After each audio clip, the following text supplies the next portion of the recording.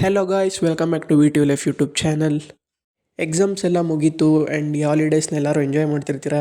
Enjoy guys. And ಯಾರಿಗೆಲ್ಲ attendance shortage ಇದೆ, ಇಂಟರ್ನಲ್ಸಲ್ಲಿ ಫೇಲ್ ಆಗಿದ್ದೀರಾ, ಅವ್ರಿಗೆಲ್ಲ ಈಗ ಸಮ್ಮರ್ ಸೆಮಿಸ್ಟರ್ ಕ್ಲಾಸಸ್ ಸ್ಟಾರ್ಟ್ ಆಗಿದೆ.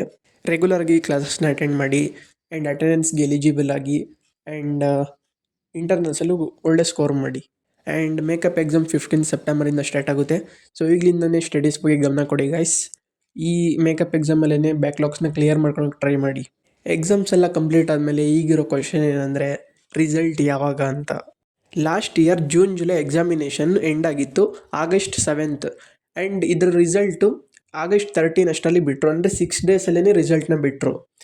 ಆ್ಯಂಡ್ ಈ ಎಕ್ಸಾಮಲ್ಲಿ ಲಾಸ್ಟ್ 7 ಸಬ್ಜೆಕ್ಟ್ಸ್ ಎಲ್ಲ 1 credit subjects.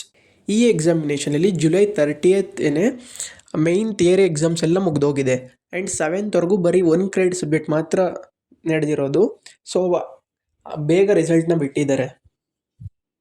And December January examination ಅಂದರೆ ಫಸ್ಟ್ ಸೆಮ್ ಎಕ್ಸಾಮಿನೇಷನ್ನು ಎಕ್ಸಾಮು 28 ಫೆಬ್ರವರಿಗೆ ಮುಗಿದಿದೆ ಆ್ಯಂಡ್ ರಿಸಲ್ಟ್ನ 13th ಮಾರ್ಚ್ ಬಿಟ್ಟಿದ್ದಾರೆ. ಈ ಎಕ್ಸಾಮಿನೇಷನ್ ಲಾಸ್ಟಲ್ಲೂ ಕೂಡ ಥಿಯರಿ ಎಕ್ಸಾಮ್ಸ್ ಜಾಸ್ತಿನೇ ಇದ್ದವು.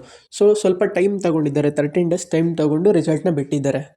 ಇವಾಗ ಬರೆದಿರೋ ಎಕ್ಸಾಮ್ ಅಂದರೆ ಸೆಕೆಂಡ್ ಸೆಮಿಸ್ಟರ್ ಎಕ್ಸಾಮ್, ಇದು ಕೂಡ ಲಾಸ್ಟಲ್ಲಿ ಥಿಯರಿ ಎಕ್ಸಾಮ್ಸ್ ಜಾಸ್ತಿನೇ ಇದ್ದವು. ಸೊ ರಿಸಲ್ಟ್ 15 ಡೇಸ್ ಒಳಗಡೆ ಬಿಡ್ಬೋದು. ಎಕ್ಸ್ಪೆಕ್ಟೆಡ್ ಡೇಟ್ಸ್ ಅಂಡ್ 22 ಇಂದ 25 ಒಳಗಡೆ ಬಿಡ್ತಾರೆ. ಅಂದರೆ ನೆಕ್ಸ್ಟ್ ವೀಕ್ ಅಷ್ಟರಲ್ಲಿ ರಿಸಲ್ಟ್ನ ಬಿಡ್ತಾರೆ.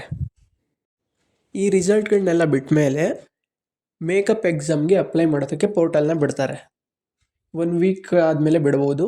ನೀವು ನಿಮ್ಮ ಕಾಲೇಜ್ಗಳಿಗೆ ಹೋಗಿ ಅಪ್ಲೈ ಮಾಡಿಸಿ, ನಿಮ್ಗೆ ಯಾವ್ಯಾವ ಬ್ಯಾಕ್ಲಾಗ್ಸ್ ಇದೆ ಆ ಸಬ್ಜೆಕ್ಟ್ನ ಮೇಕಪ್ ಎಕ್ಸಾಮಲ್ಲಿ ಅಪ್ಲೈ ಮಾಡಿಸಿ ಹೋಗಿ ಬರೀರಿ. ಆ್ಯಂಡ್ ಈ ಮೇಕಪ್ ಎಕ್ಸಾಮಲ್ಲೇ ಕ್ಲಿಯರ್ ಮಾಡ್ಕೊಳ್ಳಿ ಸಬ್ಜೆಕ್ಟ್ಸ್ನ.